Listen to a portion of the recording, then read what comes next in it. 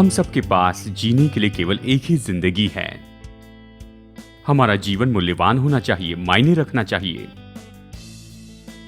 इसका उद्देश्य होना चाहिए और सच में ये तो अद्भुत होना चाहिए। जैसे मैं अपने आसपास देखता हूं तो देखता हूं कि जीवन हार और परेशानी और निराशा में जिया जा रहा है। मैंने इसके बारे में बोझ महसूस किया, क्योंकि ऐसा जीवन जो परिपूर्ण नहीं, उसका तो अस्तित्व ही नहीं होता है। और जो कुछ भी मैंने वचन में पढ़ा है, परमेश्वर हमें हमारी समझ से परे आशीषों के जीवन की प्रतिज्ञा करता है। ये सच में अद्भुत से परे जीवन है। तो मैंने अपने कुछ दोस्तों को बुलवाया, ऐसे दोस्त जिनके बारे में मैं सोचता हूं कि इन्होंने अद्भुत से परे जीवन पाया है, कि वो मेरे साथ में बैठे और चर्चा करें कि एक बहुत ही अद्भुत और प्रभावशाली जीवन जीना क्या होता है। हम सैंटियागो में भोजन के लिए एक साथ इकट्ठे हुए और अभी आप जो देखने वाले हैं, ये तो हमारी अद्भुत बातचीत का भाग है।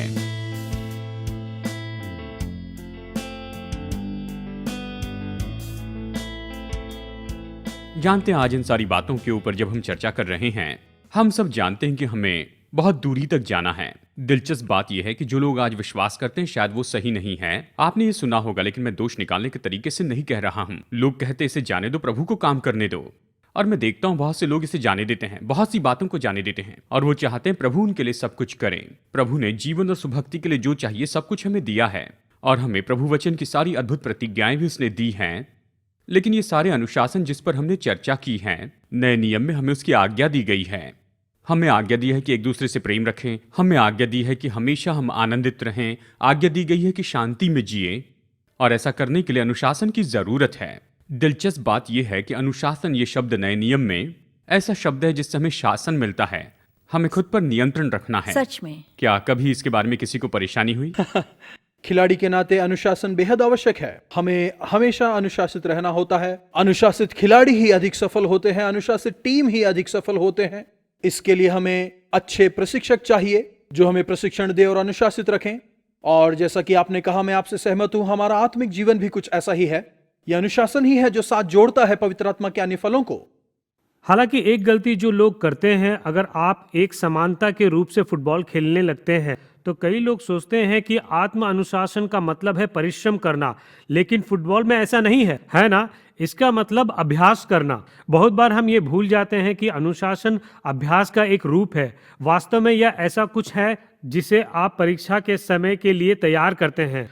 तो बहुत से लोग परीक्षा के उस समय तक इंतजार करते हैं और वे सरासर इच्छा शक्ति के उसके माध्यम से जाना चाहते हैं, लेकिन ये एक दूसरे के साथ बंधन, रोजाना बाइबल का अध्ययन, प्रार्थना करने जैसी चीजें नहीं करते हैं, और कई महत्वपूर्ण अनुशासन विषय। तो यह सब ऐसा होता है। खैर, परीक्षा में कहाँ समस्या है ना? पौलुस ने तीमुथियुस को पहला तीमुथी 4:7 में लिखकर कहा, भक्ति की ट्रेनिंग ले। जी हाँ, ट्रेन शब्द से तो हमें जिम्नेशियम शब्द मिलता है, मतलब आत्मिक कसरत करते जाए, जैसे शारीरिक कसरत करते हैं। ऐसा नहीं कि तकिए के नीचे बाइबल रख के सोए और दूसरे दिन भक्तिपूर्ण होकर जागे। मतलब इसमें हमें पूरी तरह से जुड़ना है और इसके लिए जिम्मेदारी भी लेनी है। ये बाकी चीजों के जैसे ही है, एक समानता है शारीरिक ट्रेनिंग और आत्मिक ट्रेनिंग में, और इसके लिए तो परिश्रम करते चले जाना पड़ता है। और सबक यह है कि अपने प्रशिक्षण पर हार ना मानो, क्योंकि जब हम नैतिक रूप से या हमारे जीवन के अन्य क्षेत्रों में जहां अनुशासन की कमी है उसमें असफल होते हैं, तो यह हम खुद को दोषी देते हैं। मुझे उस जगह में होना चाहिए था। और पुलिस हमें ठीक ही दिखाते हैं कि मैं यीशु मसीह के प्रेरित हूँ और मुझे में कोई खोट नहीं है, मैं वो चीज करता हूँ जो मुझे नहीं करना चाहिए। मैं इसमें बहुत अच्छी हूँ। अपने आप को एक दैनिक रूप से दोषी ठहराना। जब हम मिले थे, इस बारे में बात कर रहे थे कि मेरे लिए आईने में देखना, हर वो छोटी चीज के बारे में सोचना कितना आसान है जो कि मुझे अपने बारे में पसंद है। अगर मैं सच बोलूं तो इन मुख्य क्षेत्र में, वो मुख्य क्षेत्र जिसमें मैं सबसे अधिक संघर्ष करती हूँ वो स्वयं अनुशासन है। जब मैं इसे प्रशिक्षण के रूप में सोचती हूँ तो आप प्रशिक्षण के बारे में ऐसा नहीं सोचते हैं कि आज से 1 साल में मुझे कितना दूर जाना है, आप बस आज करते। मुझे आज प्रशिक्षण करना है और आज मैं क्या कर सकती हूँ? तो जब मैं अनुशासन के बारे में सोचती हूँ, तो ये सोचने के बजाय कि मुझे कितना दूर जाना है, मैं बस कहती हूँ, ठीक है, अगला कदम जाने के लिए मैं आज क्या कर सकती हूँ? मुझे कितना दूर जाना है, मैं बस आज के लिए सोचती हूँ, मैं क्या कर सकती हूँ? हम इनमें से कुछ चुनाव कर सकते हैं, लेकिन जो चुनाव हम करते हैं उसके बारे में हमें सचेत रहना चाहिए। कुछ लोग कहते हैं हम ऐसे संसार में जीते हैं जो हमें खींचते चली जाता है, हम इसके बारे में कुछ नहीं कर सकते हैं, हमें बहना होगा। नहीं, ये बात सच नहीं है। हम बदलाव ला सकते हैं। जैसे मैं अपने दोस्तों के साथ में बैठा और हमारी चर्चा के ऊपर मैंने गौर किया, मैंने एक बार फिर से याद किया कि खुद को अनुशासित करना ये तो एक निर्णय है, ऐसा निर्णय जो किसी के जीवन को बदल देता है। और अगले कुछ मिनटों में मैं आपको ये बताऊंगा कि कैसे अनुशासन का जीवन बहुत ही जरूरी है अद्भुत से परे जीवन जीने के लिए।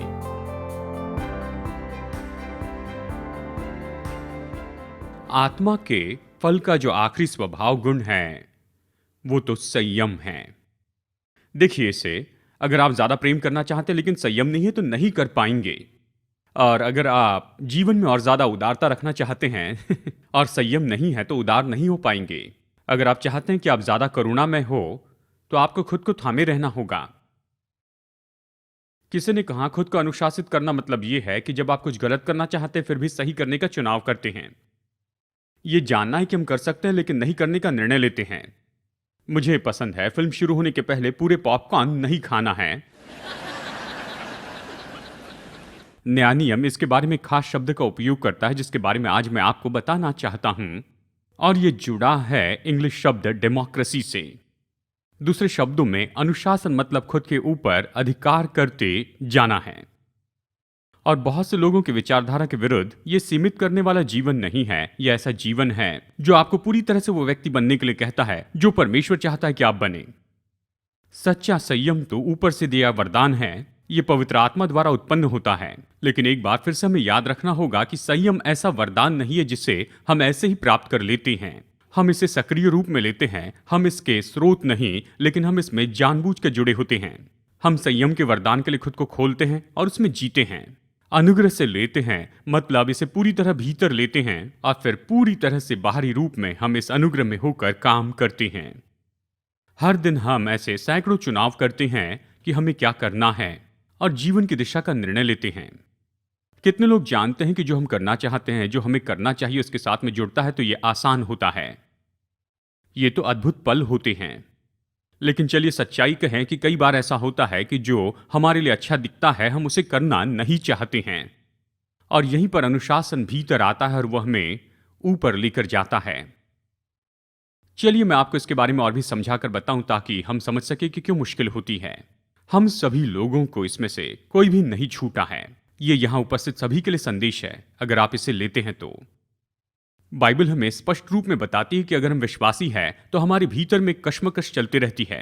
गलातियों के चर्च के लिए पौलुस के ये शब्द हैं। वो कहता है क्योंकि शरीर जो पुराना स्वभाव है वो आत्मा के विरुद्ध में लालसा करता है जो नया स्वभाव है, और आत्मा शरीर के विरुद्ध में, और ये दो स्वभाव एक दूसरे के विरोधी हैं, इसलिए कि जो तुम करना चाहते हो वो न कर पाओ। क्या आप लोग इससे सहमत हैं? और हम तो विश्वासी के नाते ऐसे बहुत ही दुविधा की स्थिति में जीते हैं, और अगर हम इसे नहीं समझते हैं तो हम कभी अपने जीवन में किसी तरह का अनुशासन नहीं रख पाएंगे और हमेशा हम इसके शिकार हो जाएंगे। कई साल पहले किसी ने मुझे एक छोटी कविता दी थी जो मेरी आत्मा में स्थापित हो गई और मैं इसे कभी नहीं भूल पाया। आशा आप भी नहीं भूलेंगे। मैं कवि नहीं हूं लेकिन कविता का उपयोग करता हूं, आप इसे गौर से सुनिए। मेरे सीने में दो स्वभाव लड़ते हैं, उनमें एक झूठा है और एक आशीषित है। एक को मैं पसंद करता हूं तो दूसरे से नफरत करता हूं, लेकिन जिसे मैं भोजन दूं वो अधिकार करेगा। क्या ये बात सच नहीं है? तो संयम के बारे में पहली बात जो आप सीखते हैं वो तो बस यही है, आपको ये निर्णय लेना है कि इन दोनों स्वभाव में से किसे आप भोजन देंगे। चलिए सही कहते हैं, अगर आप पूरा समय आधुनिक टेलीविजन को देखने में बिताते हैं तो पुराने स्वभाव को भोजन देते हैं। मतलब कई घंटे बिताना पड़ता है कि आधुनिक टेलीविजन पर आत्मिक स्वभाव को भोजन देने वाला कुछ ढूंढें। अगर आप अश्लील बातें देखते हैं तो आप विनाश के मार्ग पर हैं। आप खुद को नाश कर देंगे क्योंकि आप पुराने स्वभाव को भोजन दे रहे हैं। पुराने स्वभाव का एक ही उद्देश्य है कि आपको नाश कर दे और प्रभु के काम के लिए आपको नाश करें। अनुशासित जीवन के लिए युद्ध। चलिए मैं इसकी आशीष के बारे में आपको बताता हूं। हैरी एस ट्रूमन ने उन्होंने कहा कि महान लोगों की जीवनी पढ़ते हुए मैंने यही पाया कि सबसे पहली विजय जो उन्होंने पाई थी वो तो खुद के ऊपर की विजय थी। उन सभी में खुद पर अनुशासन पहले आया। एक लेखक जिन्हें मैं पढ़ रहा था उन्होंने कहा, संयम का सबसे पहला उद्देश्य है कि प्रभु के लिए सही हो और खुद के लिए सही हो और दूसरों के दास होने के लिए सही हो। ये कोई ऐसी पुरानी धार्मिक विधि नहीं है कि अनुशासन केवल अनुशासन के लिए हो, और ये ऐसी भी बात नहीं है कि बस खुशी और आनंद को हम ऐसे ही खत्म कर दें।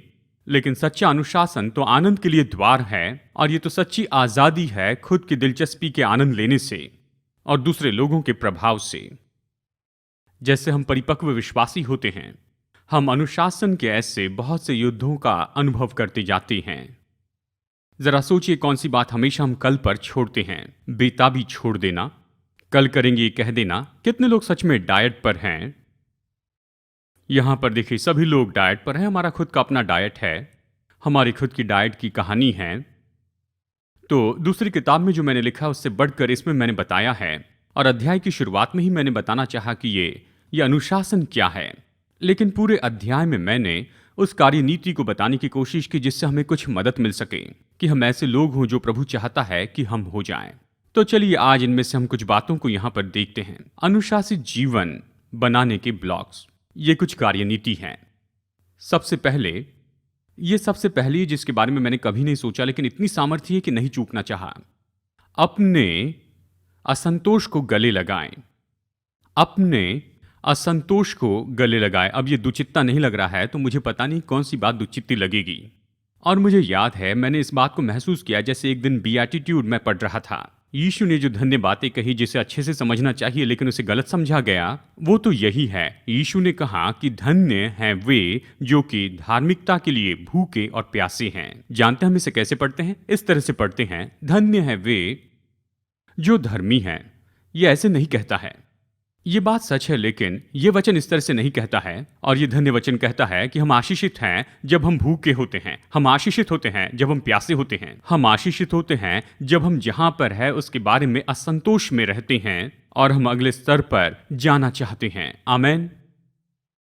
बाइबल कहती परमेश्वर हमसे कुछ सुंदर बनाना चाहता है। वो चाहता है हम अद्भुत जीवन पाएं। ये तब तक नहीं होगा अगर हम इसे नहीं समझते हैं। हम जो अनुभव कर रहे हैं ये तो इससे भी बढ़कर है। हम इसके लिए भूखे हैं, इच्छा रखते हैं कि परमेश्वर इसे हमें देगा, और मैं विश्वास करता हूं जब हम इसे करेंगे तो परमेश्वर प्रत्युत्तर देगा। तो आज अपने आप से इस सवाल पूछिए, क्या मैंने इसे पूरी तरह जान लिया है? क्या मैं ऐसी जगह पर पहुंचा हूं, मैं जानता हूं कि जहां होना चाहिए वहां पर नहीं हूं, लेकिन इसी में मैं ऐसे संतोष में हूं और बस ऐसे ही मैं बने रहूंगा। हमारे पास जो कुछ भी उसके बारे में अगर हम संतोष में नहीं हैं कि किस तरह का आनंद, प्रेम और शांति हमारे दिल में हो, तो कुछ भी नहीं बदलेगा। अगर हम सहमत नहीं कि हम तो निश्चय ही उदारता और करुणा में बहुत कम हैं, तो हम वैसे ही रहेंगे। और हम सोचते हैं कि हम नम्र और दीन हैं, लेकिन ऐसे नहीं हैं, तो हम खुद को मूर्ख बनाते हैं। और अद्भुत से परे जीवन तो हमारे लिए एक और अच्छी किताब का शीर्षक होगा। तो अपने असंतोष को गले लगाइए। आज घर जाकर कहिए, प्रभु मैं धन्यवाद करता हूं कि मैं ऐसा नहीं हूं, कि मैं वहां पर पहुंच चुका हूं, मैंने ये हासिल किया है, कर दिखाया। ऐसा कुछ भी नहीं। आप उसकी स्तुति करें कि उसने आपके दिल में अपनी धार्मिकता के लिए भूख और प्यास दी है। या आपको ऐसी जगह पहुंचाएंगे जिसके बारे में आपने कभी नहीं सोचा। नंबर 2, अच्छे उद्देश्यों के बारे में सचेत रहिए। आप सावधान रहिए कि आप ऐसा कुछ कर रहे हैं जो कि आपको नहीं करना चाहिए। और इस तरह से नहीं कि दूसरे लोगों की आप कहानी पढ़ते हैं कि उन्होंने ऐसे किया और उन्होंने आशीष पाई और आप प्रोत्साहित होते हैं, और अगर आप सावधान नहीं तो आप कहेंगे ये बहुत ही अद्भुत है और ये तो मेरे साथ भी होगा। लेकिन ये आपके साथ में नहीं हुआ है, ये उनके साथ हुआ है, और इसके बारे में आपको मेरे साथ में बने रहना होगा। मैं विवरण से इसको बताऊंगा और इसे पूरा करूंगा। लेकिन ये तीसरा सिद्धांत है, काम करना शुरू कर दें। अब रुकिए 1 मिनट, मुझ पर क्रोधित ना हो। मैं आपको वचन में से दिखाऊंगा कि बाइबल हमें ये करने के लिए बताती है। जब पौलुस ने जवान तीमुथियुस को लिखा कि मसीह जीवन में निर्देश दे, उसने भक्तिपूर्ण जीवन का भेद बताया और उसने ये कहा, 1 तीमुथियुस 4:7, भक्तिपूर्ण होने के लिए खुद को ट्रेन कर। जब वो कहता है ट्रेन कर मतलब योजना बना, अनुशासन में कर। जब वचन कहता है कि अपने उद्धार के काम करते जाओ, फिलिपियो अध्याय 2 में, इसका मतलब है इस तरह से काम करते जाए जब तक कि वो पूरा हो जाए। हमारे उद्धार का काम करने का मतलब है वो करते चले जाना है जो प्रभु ने हमारे भीतर किया है। अनुशासित होने का एक अच्छा तरीका है कि नई आदतें बनाते जाएं। अपनी बाइबल पढ़ना शुरू कीजिए। मैं जानता हूं आज मैंने क्वायर से बात की है, आपके पास्टर ने हमेशा इस बात को आपको सिखाया है। आपको इस पर काम करते चले जाना है और उसमें ये एक है कि अपने शरीर से बातें करें। क्या अपने शरीर से आप बातें करते हैं? और नए नियम में खिलाड़ी के लिए वचन का ऐसा भाग है जहां प्रेरित पौलुस मसीह जीवन की तुलना एक ओलंपिक खेल से करता है और व्यक्तिगत ट्रेनिंग के ऊपर बहुत ज्यादा जोर देता है। पहला कुरिन्थियों अध्याय 9 में उसने यही तो लिखा है, क्या तुम नहीं जानते कि दौड़ में दौड़ते सभी हैं परंतु इनाम एक ही ले जाता है। तुम वैसे दौड़ो कि जीतो। हर एक पहलवान सब प्रकार का संयम करता है। वे एक मुरझाने वाले मुकुट को पाने के लिए सब करते हैं, परंतु हम उस मुकुट के लिए करते हैं जो मुरझाने का नहीं। फिर पौलुस अपनी व्यक्तिगत गवाही देता है, इसे गौर से सुनिए। इसलिए मैं तो इस रीति से दौड़ता हूं परंतु लक्ष्यहीन नहीं, मैं भी इस रीति से मुक्कों से लड़ता हूं। एक खिलाड़ी के जैसे अपने शरीर को अनुशासित करता हूं, जो करना चाहिए उसके लिए उसे ट्रेन करता हूं। कहीं ऐसा ना हो कि औरों को प्रचार करके मैं आप ही किसी रीति से निकम्मा ठहरूं। मेरी उम्र जितनी ज्यादा बढ़ रही है उतना ज्यादा ये वचन मेरे जीवन में प्रभावी हो रहा है। ऐसे भी कुछ दिन रहे हैं जहां पर मेरे शरीर ने मुझसे कहा कि वो मेरी आज्ञा मानना नहीं चाहता है। मैंने अपने शरीर से बहस की, मैंने उसे उल्टा जवाब दिया।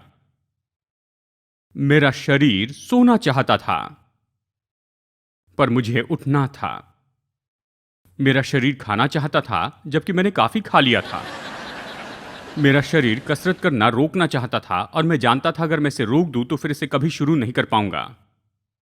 मेरा शरीर इनकार कर रहा था कि मैं प्रार्थना करके बाइबल पढ़ूं, पर मैं अपने शरीर को इस युद्ध में जीतने नहीं दे सकता था। मेरा शरीर हिम्मत हारना चाहता था जब मुश्किल था, लेकिन मैं जानता था कि मुझे आगे बढ़ना है। पौलुस हमें यह बताता है, वो कहता है कि मैं अपने शरीर को वश में रखता हूं। किसके? मैं उसे अपने वश में रखता हूं।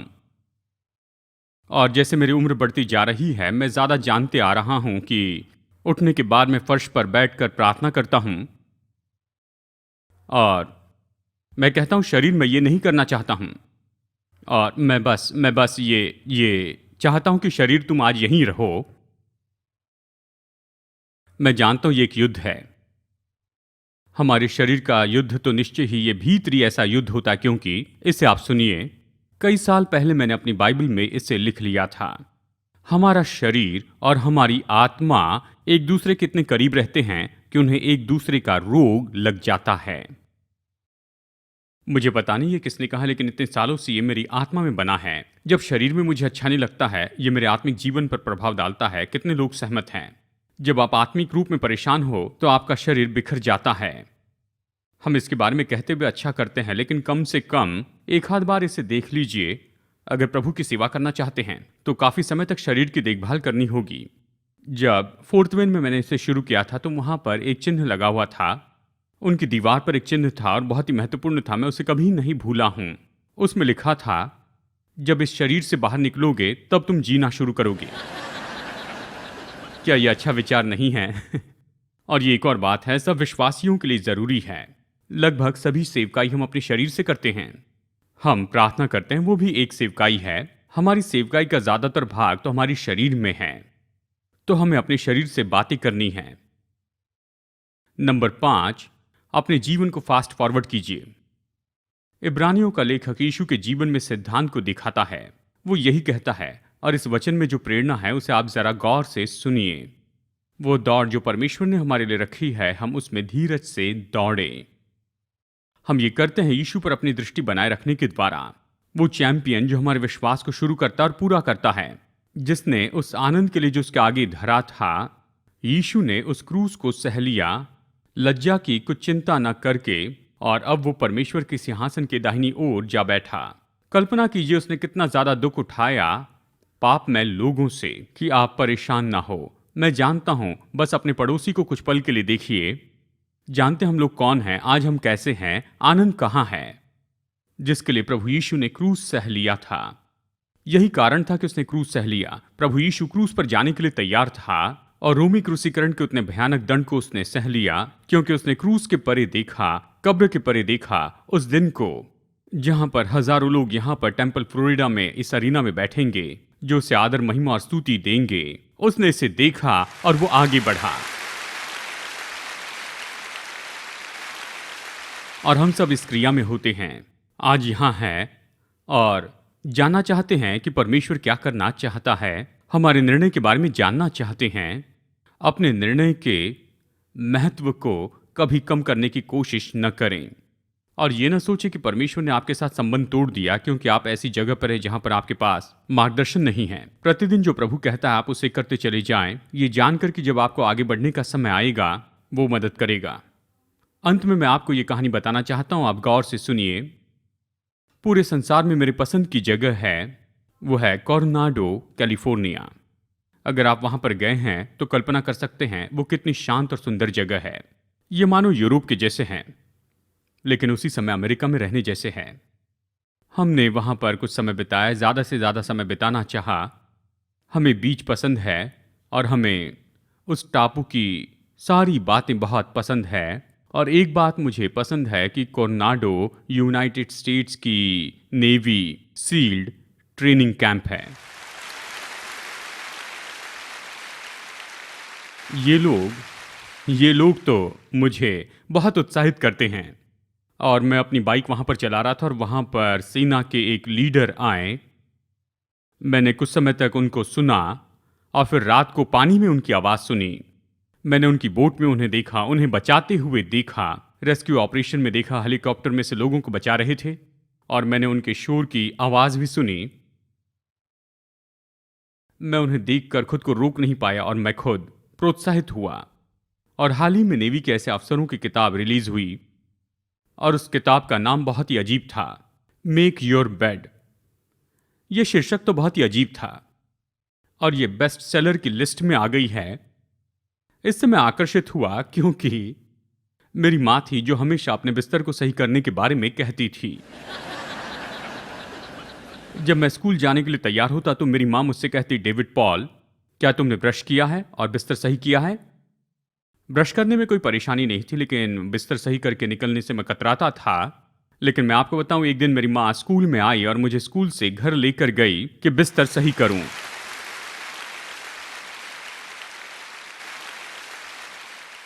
और तब से लेकर जब भी मैं मोटेल में जागता हूं, मैं सबसे पहले अपना बिस्तर सही करता हूं। और ये पूरी किताब इस बारे में कि बिस्तर सही करें, क्योंकि ये सारी किताब छोटे निर्णय के बारे में कहती है जो जीवन पर असर डालते हैं। और ये किताब लिखी थी एडमिरल विलियम मैकलिन ने, यूएस नेवी रिटायर्ड ने। और ये उस संदेश के आधार पर था जो यूनिवर्सिटी ऑफ टेक्सास में उन्होंने दिया था, वहाँ ऑस्टिन में। और उनकी स्पीच इंटरनेट पर वायरल हुई और लाखों लोगों ने उसे देखा, मैंने भी देखा, फिर ट्रांसक्रिप्ट भी पढ़ी। और मैं आशा करता हूँ कि उनकी किताब का ये छोटा सा लेख आपकी मदद करेगा कि जो कुछ भी आज हमने कहा है उसे आप ले लें और उसे व्यक्तिगत बना लें। एडमिरल मैकरल ने नेवी के अफसर होने के रूप में अपना अनुभव बताया। उन्होंने कहा, मैंने अपना ध्यान दिया 150 सील ट्रेनिंग के उन दूसरे बाकी विद्यार्थियों के साथ जो इंस्ट्रक्टर बड़े अच्छे से जूते पहने थे, नीले और गोल्डन कपड़े पहने हुए थे। वो उस बहुत बड़े अच्छे कोर्टयार्ड में चल रहे थे, उस पीतल की घंटी के सामने जो सभी ट्रेनी के सामने लगी थी। उन्होंने कहा, जेंटलमैन, आज सील ट्रेनिंग का पहला दिन है। अगले 6 महीने तक आप निर्देश के सबसे मुश्किल समय में से होकर जाएंगे, यूनाइटेड स्टेट्स मिलिट्री में। मैक्रबिन ने कहा कि उन्होंने अपने दूसरे विद्यार्थियों के चेहरे पर बहुत सी शिकन को देखा था। और इंस्ट्रक्टर ने आगे कहा, जीवन में सबसे बड़ी परीक्षा यहीं पर होगी। बहुत से लोग इसे पार नहीं कर पाएंगे, मैं इसे निश्चित कर लूंगा। वो मुस्कुराए और कहा कि मैं हर कोशिश करूंगा कि आप इसे छोड़ कर जाएं। अंतिम शब्दों में उन्होंने कहा कि बिना दया से मैं तुम्हें सताते जाऊंगा, तुम्हारी टीम के लोगों के सामने तुम्हारा अपमान करूंगा, तुम्हारी सीमा के परे मैं तुम्हें आगे भेजूंगा। और उनके चेहरे पर थोड़ी सी मुस्कान आई, और तुम्हें बहुत दर्द होगा, बहुत बहुत ज्यादा दर्द होगा। और फिर उन्होंने घंटी पकड़ी और उस रस्सी को जोर से हिलाया और पूरे कोर्ट यार्ड में वो घंटी की आवाज हुई। अगर तुम्हें दर्द पसंद नहीं है यहाँ की यातना पसंद नहीं है तो बाहर निकलने का आसान तरीका है। और फिर से घंटी बजाई और पूरी बिल्डिंग में वहां पर घंटी की आवाज गूंजने लग गई। उन्होंने कहा, हिम्मत हारने के लिए बस यही करना है कि इस घंटी को 3 बार बजाएं। और उन्होंने उस रस्सी को छोड़ दिया। बस घंटी बजाओ, सुबह उठने की जरूरत नहीं। घंटी बजाओ, तुम्हें दूर तक दौड़ने की जरूरत नहीं। घंटी बजाओ और ठंडे पानी से और सारी रुकावटों से तुम बाहर हो जाओगे। घंटी बजाओ और तुम इस सारे दर्द से दूर हो जाओगे। और फिर इंस्ट्रक्टर ने उन सारी बातों को देखा और उन सभी लोगों को अच्छी तरह से तैयार होते देखा। और उन्होंने कहा, मैं आपको यह बता दूं, अगर हिम्मत हारते हैं तो जीवन भर इसका तुम्हें खेद होगा। छोड़ देने से कोई भी बदलाव आसान नहीं होता है। 6 महीने बाद 150 लोगों में से केवल 33 लोग थे जो ग्रेजुएशन में खड़े हुए थे। बहुत से लोगों ने आसान रास्ता निकाला, हिम्मत हार गए। और मैक्लेवन ने लिखा कि मैं सोचता हूं कि इंस्ट्रक्टर सही थे कि जीवन भर उन्हें इसका खेद होगा। मैं आपको बताना चाहता हूं आपके बारे में, क्योंकि ये मेरे बारे में सही है। जीवन में जो भी हो रहा है उसके बारे में कई बार हम निराश हो जाते हैं। शायद हम जहां पर चल रहे हैं या जो कुछ भी हो रहा है और हमें लगता है कि छोड़ दें। मुझे याद है एक दिन पास्टर के रूप में मैंने प्रभु के चेहरे को देखा। फोर्ट रेमंड में मेरे जीवन की शुरुआत के समय में मैंने कहा, प्रभु प्लीज मुझे इस जगह से बाहर निकाल दे। मैं कैलिफोर्निया से यहां तक आया हूं कि आपको एक संदेश दूं कि आप ये घंटी न बजाएं। इसे मत कीजिए। आप जहां भी हैं, जहां पर भी चल रहे हैं, जिस किसी अनुशासन में से आप होकर जा रहे हैं, हिम्मत न हारें। आप कभी हिम्मत हार कर छोड़ने से बाहर नहीं आएंगे। प्रभु से खास अनुग्रह मांगे और जीवन की चुनौती से आगे बढ़े और बढ़ते चले जाएं। आप घंटी न बजाएं। आज मसीह चर्च में ऐसे बहुत से विश्वासी हैं जो बस हिम्मत हार कर छोड़ देते हैं। वो निराश हो गए हैं। शायद चर्च पूरी तरह से विभाजित हुआ, समाज के ऐसे भाग में से वो होकर गए हैं। वो बस हिम्मत हारना चाहते हैं और यही तो शैतान की इच्छा और उद्देश्य है। सर्वशक्तिमान परमेश्वर हमसे कहता है, आगे बढ़ो, धीरज से इस दौड़ को दौड़ते जाओ, न छोड़ो। मेरे साथ में जोर से कहिए, घंटी न बजाएं, घंटी न बजाएं।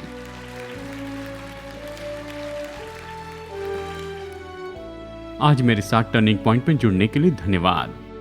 मैं इसे फिर से कहूं, परमेश्वर चाहता है कि आपका मसीह जीवन बहुत ही अद्भुत हो। परमेश्वर चाहता है कि आप अपनी रुकावटों पर विजयी हो जाएं। आप नक्शे को जानें और परिणाम में आगे बढ़ें, उस जीवन में जिसका प्रयोजन प्रभु ने आपके लिए किया है। ऐसा जीवन शुरू होता है यीशु पर प्रभु और उद्धारकर्ता के रूप में विश्वास करने से और उसके वचन को जानने और उस पर भरोसा करने के द्वारा ही। तो अपना विश्वास प्रभु यीशु पर रखें और उसके द्वारा आप नया जन्म प्राप्त कर लें। आज ही वो दिन है जिसमें आप ऐसा कर सकते हैं। पहला कदम है कि अपने पापों से पश्चाताप करें और यीशु को अपना उद्धारकर्ता प्रभु होने के लिए विनती करते जाएं।